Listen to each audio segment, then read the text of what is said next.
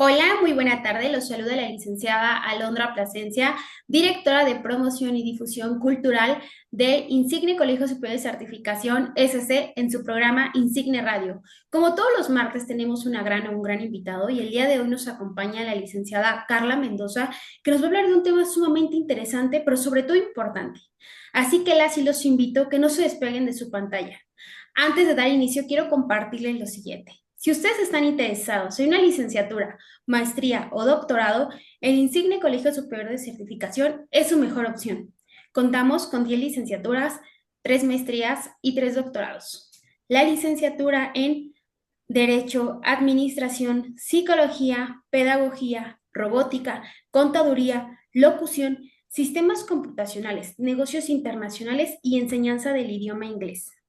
3 maestrías, alta dirección, juicios orales, educación. 3 doctorados, derecho, educación y administración. Recuerden que la modalidad es 100% en línea y también modalidad ejecutiva. Para mayor información se pueden comunicar con nosotros al 55 70 62 63 46. Repito, 55 70 62 63 46. Quiero extenderles una cordial invitación que este año vamos a llevar a cabo 3 congresos. El primer congreso se va a llevar a cabo en el municipio o mejor dicho, en el estado de Querétaro, el sábado 16 de agosto. Estén muy atentos de los expositores y qué temas vamos a abordar. El segundo congreso es nuestro séptimo Congreso Visiones Jurídicas, Criminológicas y Psicológicas del Delito. Este congreso se va a llevar a cabo el sábado 4 de octubre y domingo 5 de octubre. También estén atentos de dónde lo vamos a impartir. Se va a llevar a cabo de manera presencial y virtual. Y nuestro tercer congreso es el tercer Congreso Internacional de Ciencias Forenses. Les recuerdo que viene gente de Bolivia, Ecuador, Argentina, Colombia, Italia y otros países quienes estarán participando. Desde luego también participa México. No olviden que tenemos dos talleres que estamos trabajando en alianza con la Asociación Nacional de Locutores.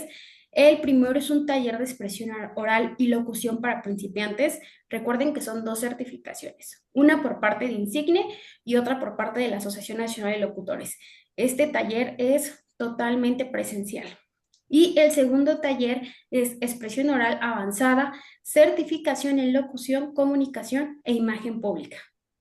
Para mayor información se pueden comunicar al 55 70 62 63 46 o bien nos pueden dejar un mensaje por vía Messenger. Nos encuentran en Facebook como Insigne Colegio Superior de Certificación SC y también los invito a que nos sigan en nuestras diferentes redes sociales. Nos pueden encontrar con el hashtag Soy Insigne. Sin mayor preámbulo, le quiero dar la bienvenida a la licenciada Carla Mendoza, que me ha permitido que esta tarde le hable de tú. Muy buena tarde, Carla, ¿cómo estás? Claro que sí, háblame de tú todo el tiempo. Muy bien, muchas gracias. Ya Excelente. emocionada por iniciar a conversar acerca de este tema tan relevante. Muy bien, Carla.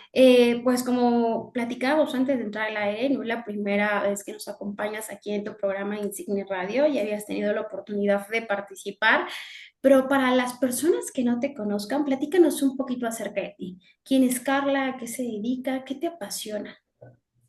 Ok, bueno, ya había comentado anteriormente, el programa anterior fue sobre depresión, ahí comenté algo de mí, pero bueno, como dices, para todas las personas que no me conocen, pues soy Carla Mendoza, soy egresada de la Facultad de Psicología de la UNAM, licenciada en psicología, y después hice algunos estudios más para especializarme en psicología clínica y específicamente en psicología clínica infantil.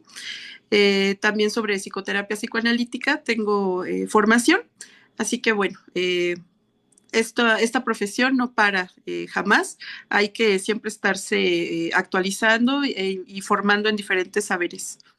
¿Qué me apasiona? Pues mi familia. Soy madre, tengo una pareja a la que amo también. Amo a mi familia, me apasiona profundamente criar a mis hijos, estudiar, me gusta mucho mi trabajo. Leo sobre cine, sobre cosas que tienen que ver con la sociedad, con lo que vivimos actualmente, los derechos humanos, la justicia, las mujeres, los niños, diferentes temas. Me apasionan muchas cosas. Me gusta mucho la vida. Excelente, qué interesante. Carla, ¿qué te lleva a estudiar psicología? ¿Qué es lo que te atrae, te llama la atención? Ya viene de familia, tienes familia, psicólogos, psicólogas, pero ¿qué es lo que específicamente te llama de la psicología para que te dediques a ello y continúes actualizándote? No, nadie. En realidad, mi madre es periodista y es una mujer muy culta. Ella también estudió letras hispánicas y tenía acceso a diferentes textos de muchas cosas, acerca de filosofía, acerca de psicoanálisis, acerca de muchas cosas. Y digamos que el acercamiento a la literatura y el acceso a la filosofía que también tuve desde niña fue muy importante para mí. Además de eso, pues siempre fui una persona muy curiosa. Desde muy niña fui muy sensible, observaba muchas cosas que ocurrían en mi entorno y conforme fui creciendo me fui preguntando muchas cosas respecto a la conducta, respecto a por qué actuábamos como actuábamos, ¿no? Y cuando descubrí que había una carrera que me podía ayudar a entender eso y que además pues podía abonar a la sociedad a que ésta mejorara de alguna forma, pues no lo dudé y desde muy chica supe que quería estudiar psicología, más o menos como a los 13, 14 años, sabía perfectamente que me quería dedicar a esto. Entonces, bueno, así lo hice y tuve una vida que se encaminó hacia ese lugar. Excelente, qué interesante. Carla, ¿por qué las y los psicólogos tienen que acudir a terapia? Ay, importantísimo. Bueno, primero, vamos a lo más fácil, a lo más evidente, a lo más lógico y a lo que se nos dice en la formación, en la carrera, ¿no? El código ético. El código ético nos dice que tenemos, todos los que nos dedicamos a la clínica, tenemos que haber pasado por un proceso psicoterapéutico, pues precisamente por un lado, para no, digamos, ensuciar el proceso de la persona que acude a ayuda con nuestra propia historia, con nuestros prejuicios, con nuestros puntos ciegos, ¿no? Todas esas cosas que no podemos como notar que puedan estar interfiriendo en nuestro juicio a la hora de asesorar psicológicamente a alguien.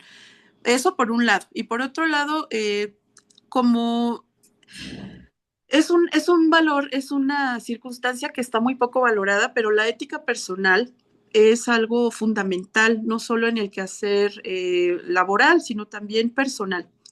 Y imagínate que tú vas con un psicoterapeuta que nunca en la vida ha abierto su alma, ha abierto su corazón a alguien más, porque no se deja vulnerar, porque no es capaz de dejarse escuchar, ¿no? De analizar qué es lo que tiene dentro de sí mismo, incluso cuáles son las motivaciones que le llevan a ejercer la clínica, ¿no?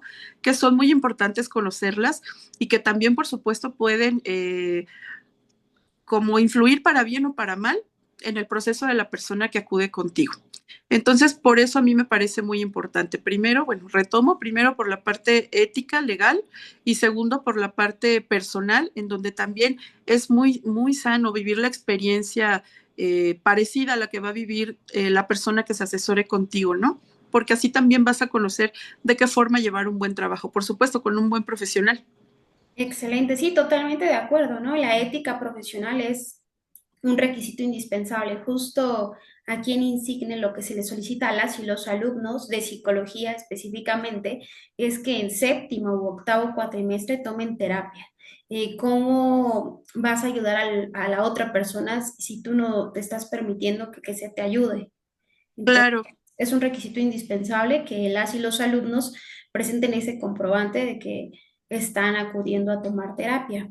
Para mí era muy sí, importante también saber tu opinión y, bueno, claro. que le quede claro a nuestro radio escucha por qué es importante esto.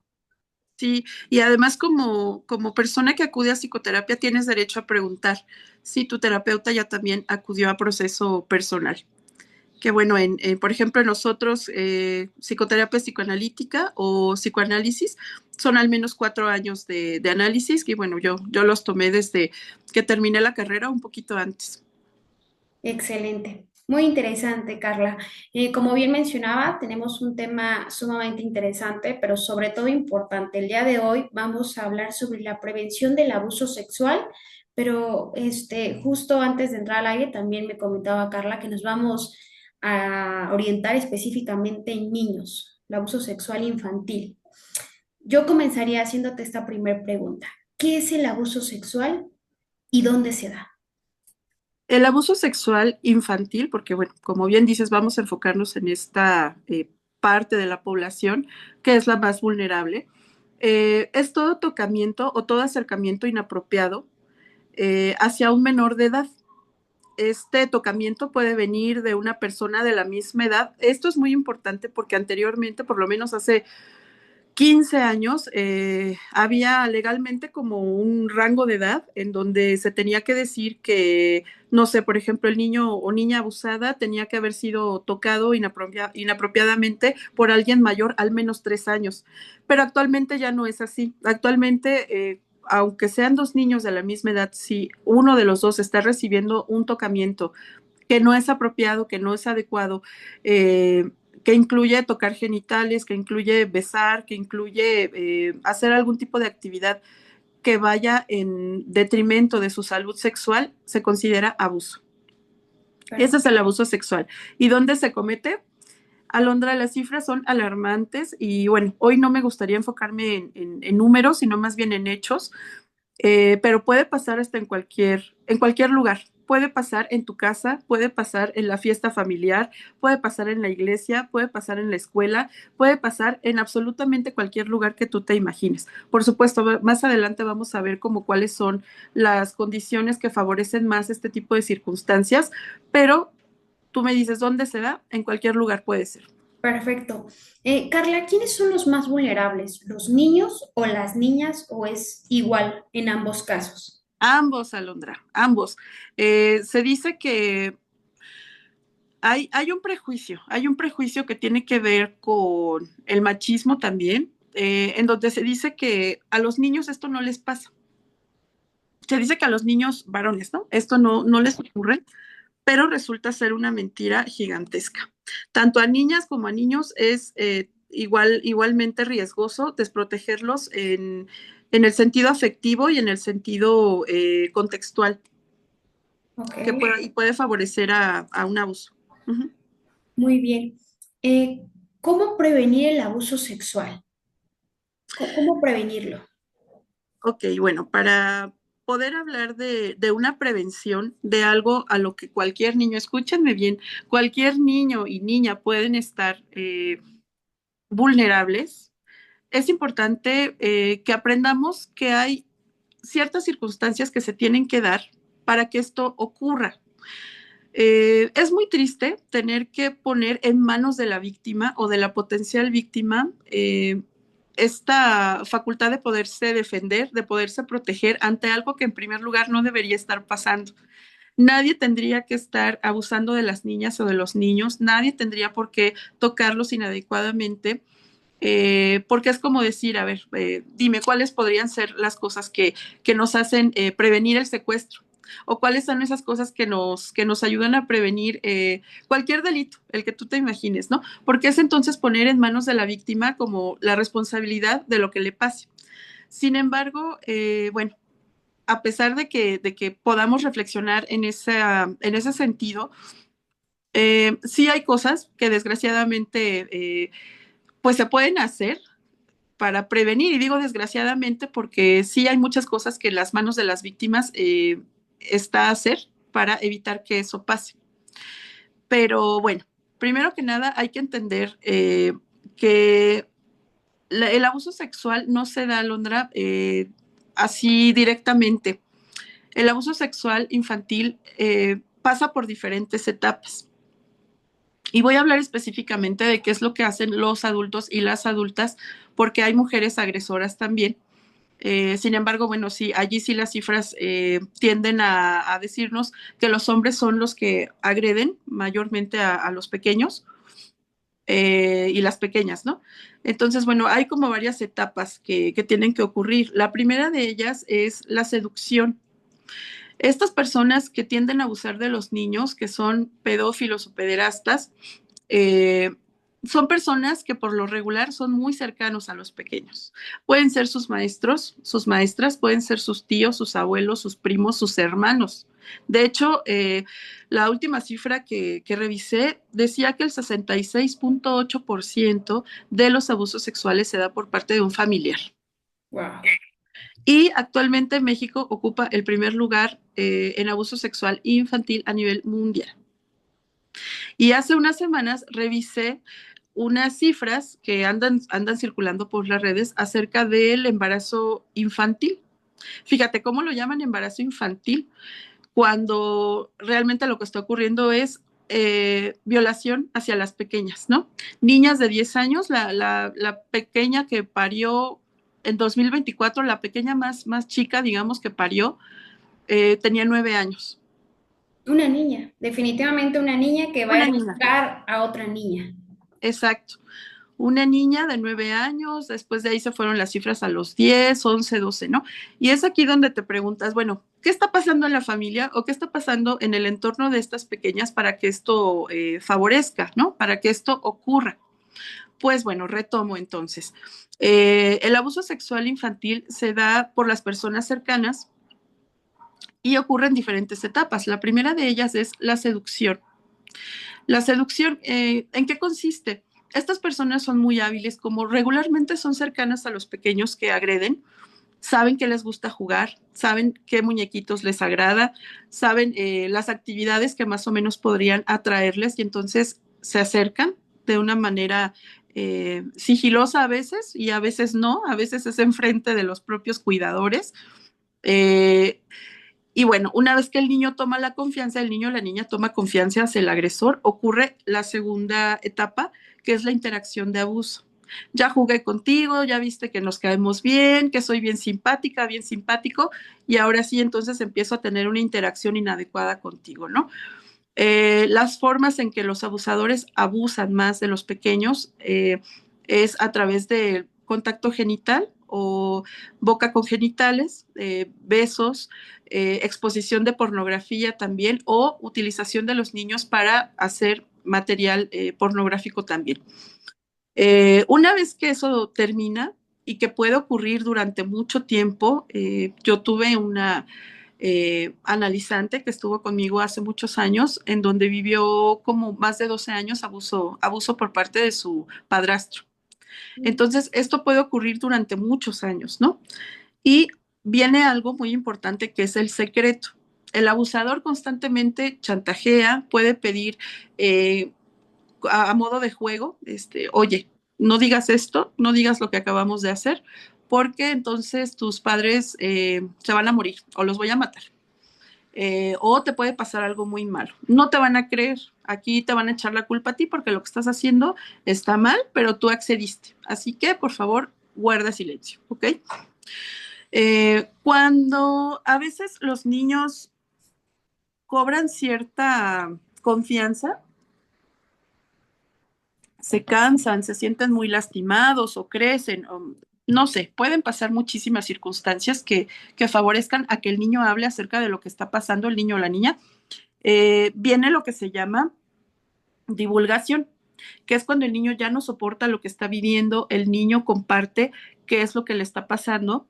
Y bueno, aquí es muy importante, más adelante voy a hablar de eso, pero aquí es muy importante que los adultos que han recibido información de sus pequeños o pequeñas acerca de que han sido tocados inadecuadamente, les creamos.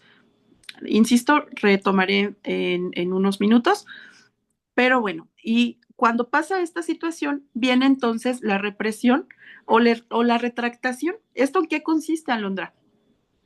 Consiste en que cuando el adulto o la adulta a cargo que tuvo el niño a bien tener confianza y decirle qué es lo que le estaba pasando, no le cree. Imagínate tú que seas un pequeño, una pequeña, te esté pasando esto, esté sufriendo, vas y le dices a tu abuelita, vas y le dices a tu mamá, a tu hermano, a tu hermana, a tu papá, que te están tocando, que te están lastimando, y tú dices, no, no creo.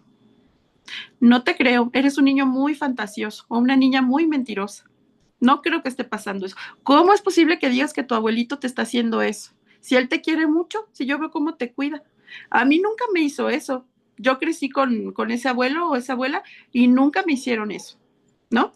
Este tipo de cosas pueden hacer que la pequeña o el pequeño que está siendo agredido se retracte de lo que está diciendo y por eso se llama represión o retractación, porque es algo sumamente común. Desgraciadamente es más común eso que el adulto que escucha tome acción al respecto. No tengo las cifras exactas, después las investigaré, pero sí es más frecuente que el adulto no crea a que les crean. Sí, definitivamente, ¿no? Y sobre todo, algo muy interesante que nos compartes es el tema de dónde se da el abuso sexual en niños y niñas. Muchas veces se da en casa, porque puede ser Sí, el abuelo, puede ser el tío, puede ser el hermano. uh-huh, Y yo creo que aquí todo es espantoso, pero que sea el propio padre que abuse sexualmente de su hijo o hija, ya definitivamente es no tener límites. Carla, ¿cómo puedo identificar si mi hijo o hija fue abusado sexualmente? ¿Cómo lo puedo identificar? ok. Desafortunadamente, y digo desafortunadamente, muchas madres tienen la necesidad de trabajar día a día y dejar al hijo o hija encargado con la abuelita, con el abuelito, con el tío, con la tía, con la sobrina, con la comadre, etcétera. Entonces, ya no es el papel de antes, ¿no? Que trabajaba el padre de familia, la cabeza de la casa, y la madre se quedaba a cuidar, a educar a los hijos, a ser responsable al 100% de ellos. Y ahora ya juega un papel de los dos trabajan, o bien ya hay madres solteras que tienen que ver por sus hijos, hijas. Pero ¿cómo puedo identificar que mi hijo o hija ha sido abusado sexualmente? Claro. Bueno, nuevamente, antes de avanzar hacia eso, me gustaría hablar de algo que también es relevante, porque yo creo que el mejor remedio y la mejor manera en que podamos identificar algo es que no ocurra, ¿no? Entonces, tú hace rato mencionabas que cuáles podrían ser como los factores de riesgo que hacen que un niño o niña esté más vulnerable, ¿no? Entonces, bueno, me gustaría hablarte primero de las características individuales de los pequeños y las pequeñas. Las características individuales que dejan vulnerables a los niños es la timidez, la introversión, el hecho de que sepan que es un niño maltratado previamente. Por eso es que yo siempre en mis redes y en la psicoterapia que yo trabajo, insisto tanto en que los golpes vulneran a los niños de una manera gigantesca. Los golpes y el maltrato emocional en cualquiera de sus modalidades, porque precisamente es un fenómeno que mina su autoestima, que mina la manera en que los niños se relacionan en el mundo.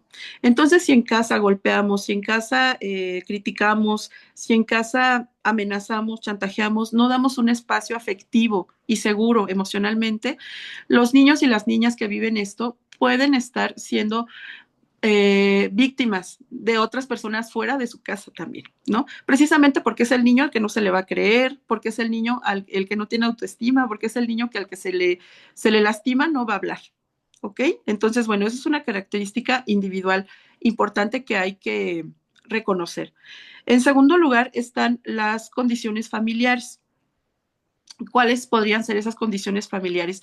Familias que no hablan acerca de la sexualidad, familias en donde no hay educación sexual en absoluto, familias en donde no hablan de sus problemas, en donde no hay una comunicación cercana, cálida, ¿no? Y algo muy importante y que se menosprecia constantemente.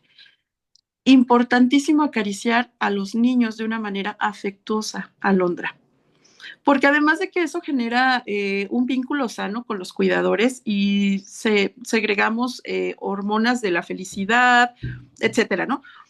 También lo que hacemos es que los niños reconozcan cuál es un abrazo sano, cuál es un abrazo afectuoso y cuál es un abrazo abusivo, ¿no? Si tú tienes un pequeño, una pequeña que nunca abrazas, que nunca le dices te amo, que nunca le miras con amor, que no sabe reconocer entre un abrazo de cariño filial y un abrazo sexual o un tocamiento sexual, pues ahí también nos encontramos en problemas. Entonces también esta es una invitación para que uno, dejen de golpear a sus hijos, dejen de maltratarlos de cualquier forma que lo estén haciendo, en cualquier modalidad, y dos, los acaricien mucho y les digan que los aman y mantengan una cercanía física, ¿no?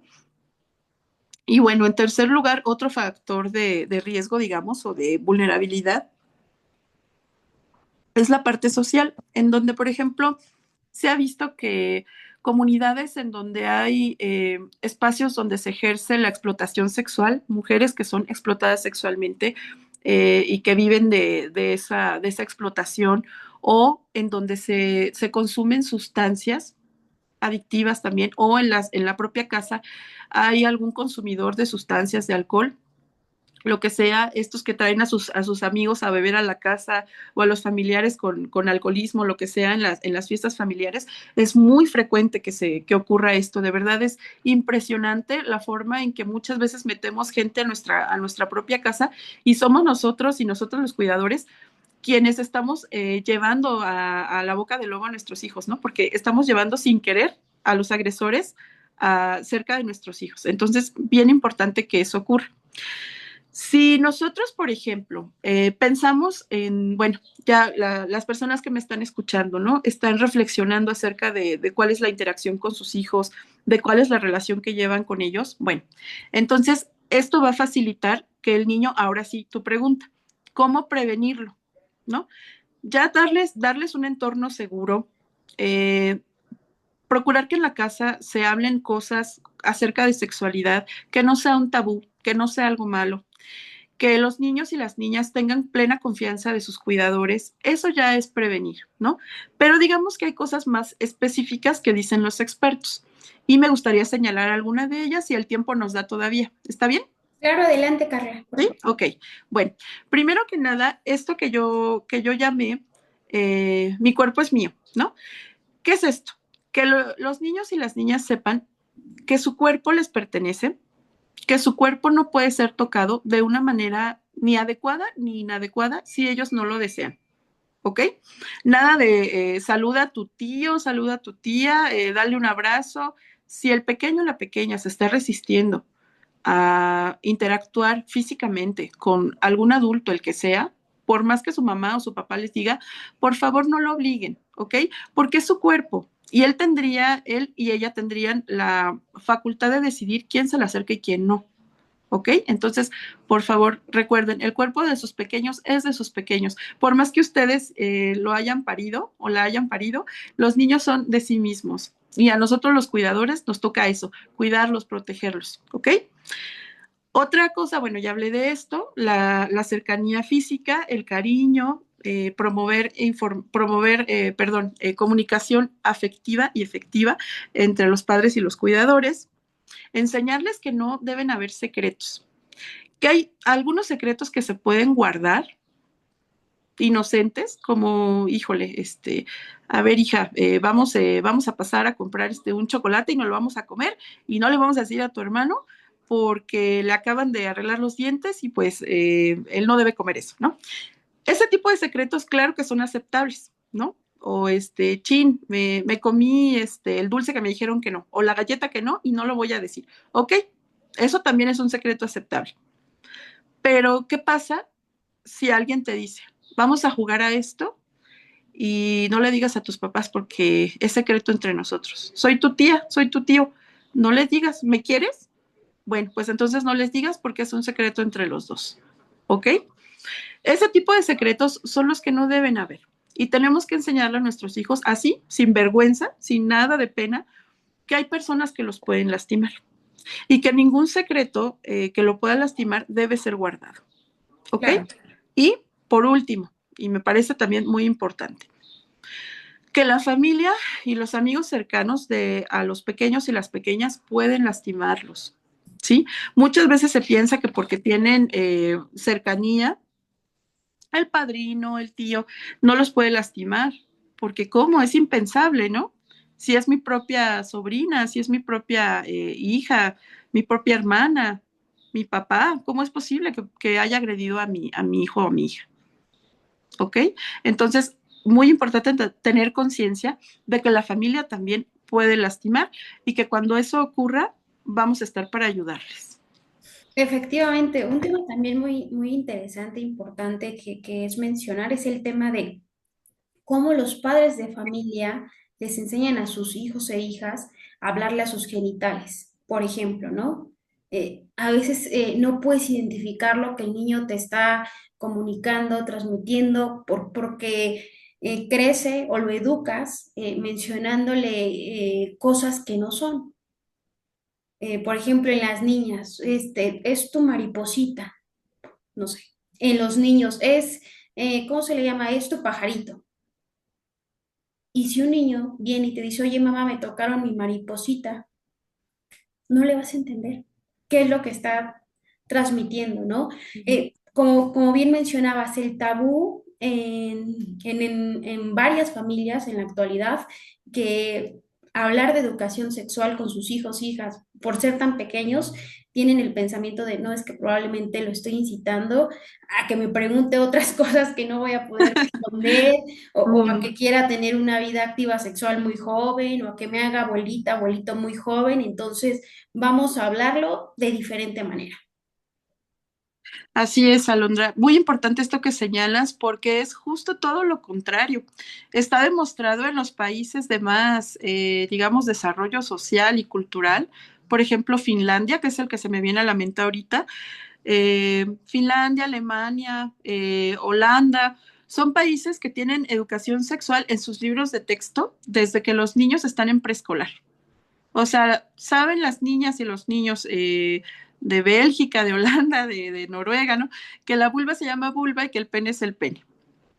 Y cómo es el coito, además, ¿no? Que cómo es el coito, cómo se da el coito y que así nacen los niños y las niñas, ¿no? Cómo se hacen los bebés. Cualquier niño alemán te va a saber decir exactamente cómo, ¿no? Y resulta que en esos países el índice de embarazo infantil, de violación infantil, es casi nulo. Si no es que nulo, la verdad no lo sé, no me atrevo a asegurarlo, pero lo que sí estoy segura es que es casi nulo.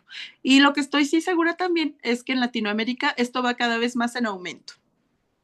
Claro. Entonces, bueno, amén de los análisis sociológicos que podemos hacer al respecto, es muy importante que en casa empecemos a hablar acerca de la sexualidad, ¿sí? Y la sexualidad no es nada malo, la sexualidad es algo que viene en el ser humano, es algo natural completamente.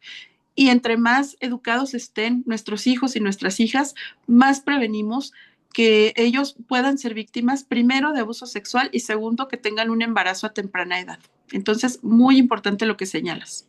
Sí, y totalmente de acuerdo, no se le puede llamar embarazo infantil, embarazo a temprana edad, es una violación. Que el día de hoy haya una niña de 9 años que va a educar a otra niña, y digo educar entre comillas, es algo muy triste, porque anteriormente escuchábamos historias de, híjoles, mi abuelita tuvo 14 hijos o tuvo 16 hijos, pero fue madre a los 13 años.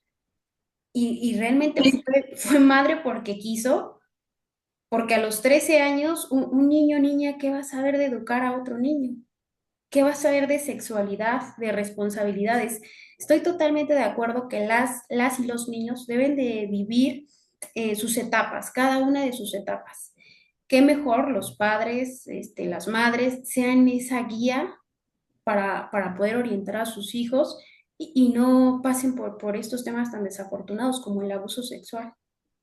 Correcto, Alondra. Claro que sí. Es muy importante cambiar el lenguaje, darle una vuelta al enfoque que se le está dando, porque así, nombrando las cosas como son, es posible prevenirlas de mejor forma y darle la gravedad que eso tiene, ¿no? Ujú. Sí, claro, desde luego, ¿no? Ponía el ejemplo de nuestras abuelas y justo me viene a la mente, les hemos preguntado si realmente querían ser madres, si realmente querían tener tantos hijos, si realmente estaban preparadas para educar, para orientar, para guiar, para tener esa gran responsabilidad sobre sus hombros, no lo sé. Ujú. Probablemente más de una tuvo que pasar por esta situación o por una violación. Hay cosas que normalizamos, hay cosas que las hablamos de diferente manera, no se ve tan mal la diferencia de edades, ¿no? Que mi abuela haya tenido 15 años y su pareja 40. ¿Y eso es correcto? No lo sé. Estoy segura Claro. que no. No, no sé tú qué opinas, Carla. Sí, por supuesto. Cuando hablamos del abuso sexual infantil y tú lo vinculas perfectamente con la idea que traía yo desde el inicio, que es hablar acerca de los embarazos, es inevitable pensar en todas esas viejas generaciones, porque nuestras abuelas, nuestras bisabuelas, son las principales afectadas por este sistema de creencias, bueno, porque vivimos en una sociedad sumamente machista, en donde se piensa que las mujeres, su único fin en este mundo, una vez que empezaban a menstruar, era reproducirse, ¿no? Servir a la casa, tener hijos y entre más jovencita mejor, porque así no está maleada, porque así puede tener hijos más tiempo, la podemos embarazar más tiempo y entonces la familia puede ser mucho más grande. Los hombres a mayor edad pues pueden abusar también emocionalmente más de sus parejas pequeñas, ¿no?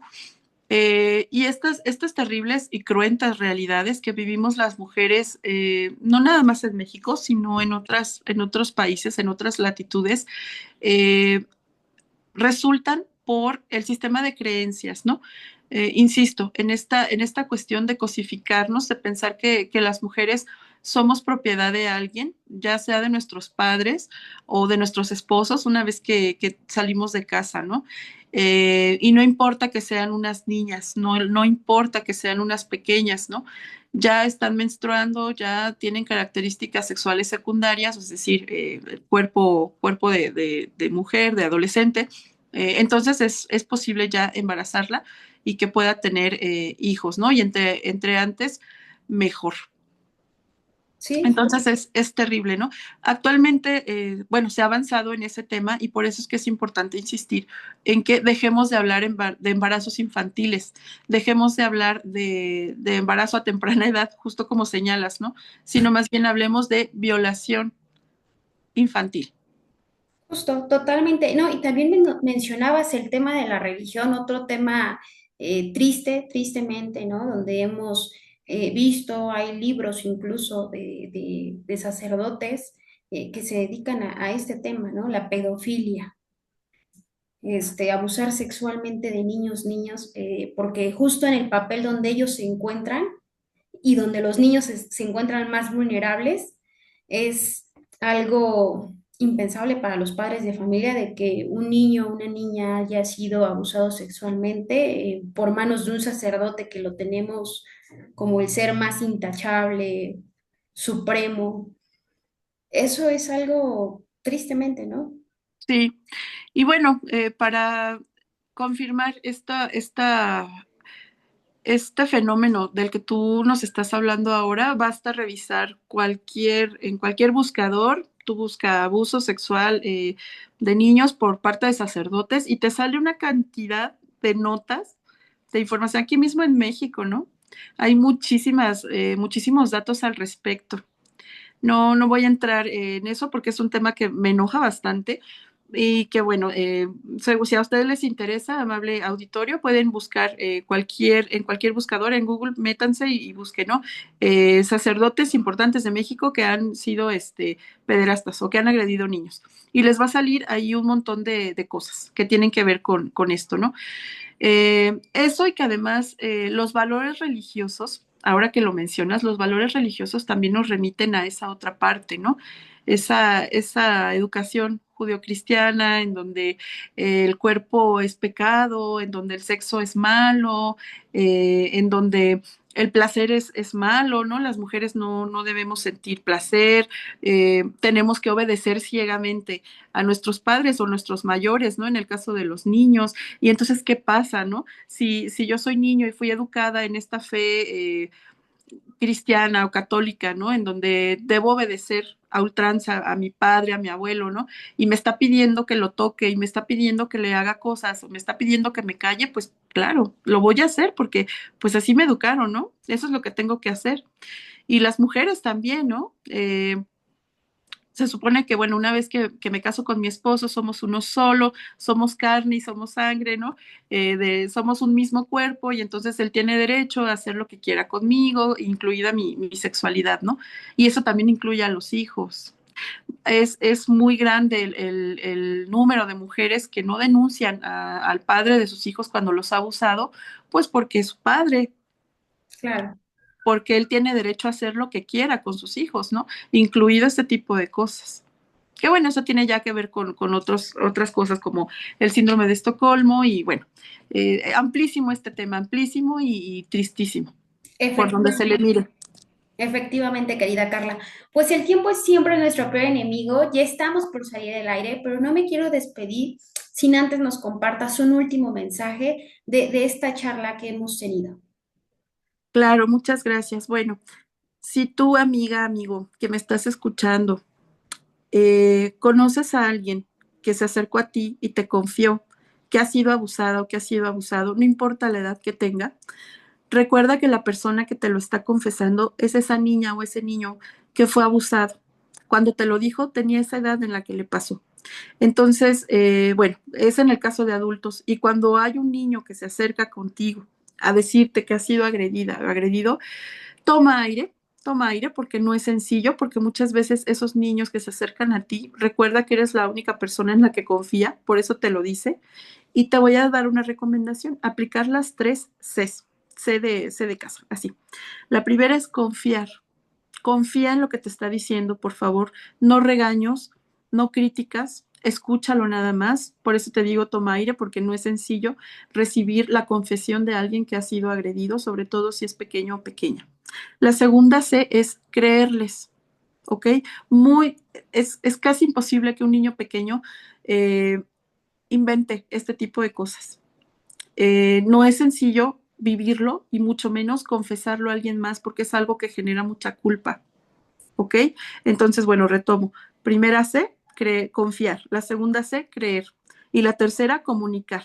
Es decir, decirle que no tiene la culpa y que a partir de ese momento en que te ha confesado que ha sido agredida o agredido, tú le vas a proteger y ya no va a volver a pasar esa circunstancia. Y pueden acercarse a un montón de números, pueden marcar a Locatel, pueden acercarse a un especialista, hay una asociación que se llama DIVAC, pueden acercarse a esa asociación que es especialista en personas agredidas o bueno, sobrevivientes de violencia sexual y por supuesto con profesionales que han sido certificados. ¿Ok? Entonces, muchas gracias por haber escuchado y esperemos volvernos a encontrar en este espacio. Perfecto, querida Carla, pues te agradezco infinitamente tu tiempo. Dicen que lo más valioso que tenemos los seres humanos es eso, ¿no? El tiempo vale oro y Claro que sí. agradecida infinitamente de que el día de hoy nos hayas acompañado, hayas compartido estos conocimientos que tienes acerca del abuso sexual y espero que esta charla le sirva a los padres de familia, a las mamis, a las hijas, a las tías que nos estén viendo, porque efectivamente los niños se convierten en ese ser tan vulnerable en manos de personas que menos lo esperamos. Así es. Mucho cuidado y abrazar a sus hijos y a decirles cuánto los aman. Muy bien, Carla, muchísimas gracias. Y antes de despedirme de ustedes, Gracias a ti. muy bien, Carlita. Les reitero la invitación, si están interesados en una licenciatura, maestría o doctorado, el Insigne Colegio Superior de Certificación es su mejor opción. Contamos con 10 licenciaturas, Derecho, Administración, Psicología, Pedagogía, la Ingeniería en Robótica, Contaduría, Locución, Sistemas Computacionales, Negocios Internacionales y Enseñanza del idioma inglés. 3 maestrías, Alta Dirección, Juicios Orales y Educación. 3 doctorados, Derecho, Educación y Administración. Recuerden que nuestra modalidad es totalmente en línea y también la modalidad ejecutiva. Si quieren más información, nos pueden enviar un mensajito por vía WhatsApp al 55 70 62 63 46. Repito, 55 70 62 63 46.